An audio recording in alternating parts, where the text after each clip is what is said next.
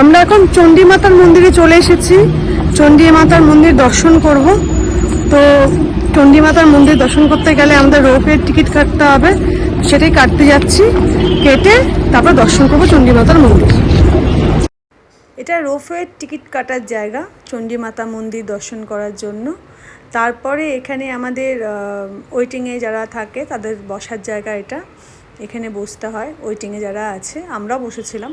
খুব একটা ভিড় ছিল না, মনসা মন্দিরের মতন ভিড় ছিল না চণ্ডী মাতা। রোপওয়ে রাস্তা চণ্ডী মাতার মন্দির দর্শন করার, আমরা যাচ্ছি চণ্ডী মাতার মন্দির দর্শন করতে রোপওয়েতে।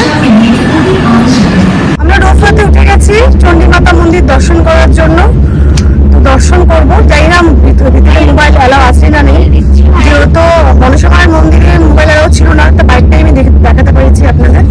এখন দেখি চণ্ডী মাতার মন্দিরেও অ্যালাউ আছে কিনা। যদি থাকে তাহলে খুবই ভালো দেখাতে পারবো, যদি না থাকে তাহলে বাইক দিকটাই আপনাদের দর্শন করাবো।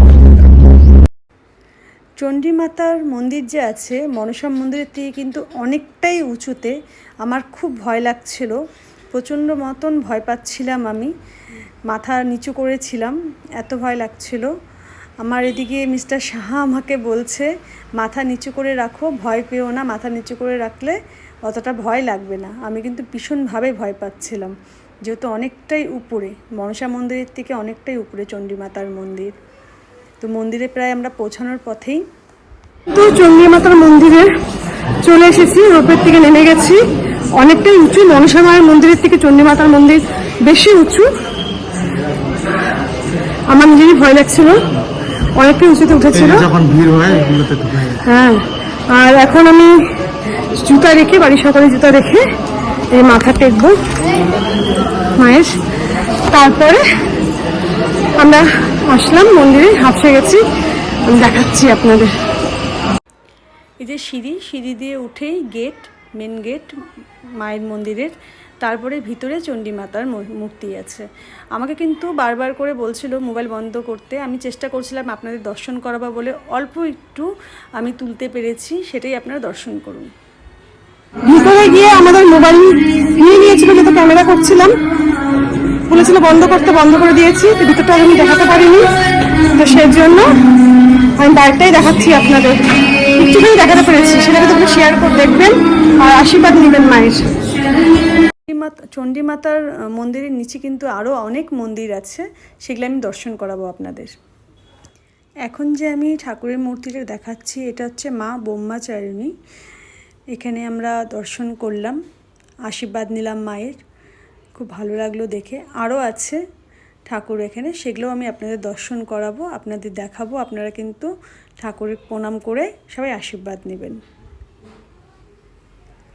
এখন যে আমি দেখাচ্ছি এটা হচ্ছে মা অন্নপূর্ণা, এটা অন্নপূর্ণা মা। আপনারা কিন্তু দর্শন করবেন, সকলে প্রণাম করবেন মায়ের কাছে। যেটা মনের কামনা আছে মাকে বলবেন, মা কিন্তু সবার মনের আশা পূর্ণ করে। এখন যে আমি মূর্তিটা দেখাচ্ছি এটা হচ্ছে বাবা বজরংবলীর মূর্তি। আমি দর্শন করেছি, আমি আশীর্বাদও নিয়েছি, আপনারাও দর্শন করুন।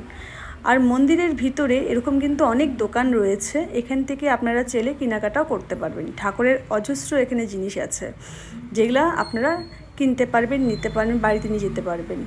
সবার কাছে টুকিটাকি সব জিনিসই আছে, তবুও আমরা মেয়েরা যেখানেই যাই না কেন একটা করে চিহ্ন কিন্তু নিয়ে আসি কিছু না কিছু কিনে। এরপর আমি চলে যাব এই চণ্ডী মাতা মন্দিরেরই আছে আমাদের বজরংবলীর মন্দির আরও উপরে, সেটাও আমি দর্শন করাবো আপনাদের। আপনারা দর্শন করবেন আর দেখবেন। মন্দিরটা কিন্তু চণ্ডী মাতা মন্দিরের থেকে আরেকটু উপরে। আমি সেখানে যাচ্ছি, গিয়ে আপনাদের দর্শন করাচ্ছি। আমরা মন্দিরে, বজরংবলীর মন্দিরে যেতেই দেখছি মন্দিরের পথে এক ভক্ত বজরংবলী সেজেছে। আমরা তার কাছ থেকে আশীর্বাদ নিলাম, নিয়ে তারপরে মন্দিরের পথে আবার রওনা দিলাম। এটা হচ্ছে বজরংবলীর মন্দির, যে মন্দিরের কথা আমি বলেছিলাম। আমি দর্শন করছি, আপনারা দর্শন করুন। আমাদের চণ্ডী মায়ের মন্দির কিন্তু দর্শন করা ভিতরে আমি একটু দেখাতে পেরেছি, সেটা আপনাদের সাথে শেয়ার করেছি আমি। আর এখানে বজরংবলীর মন্দিরও আছে, সেটাও কিন্তু আমি দর্শন করেছি। সেটা আমি অল্প করে তুলতে পেরেছি, বেশি পারিনি, কিন্তু সব জায়গায় মোবাইল থাকে না, আপনারা জানেন।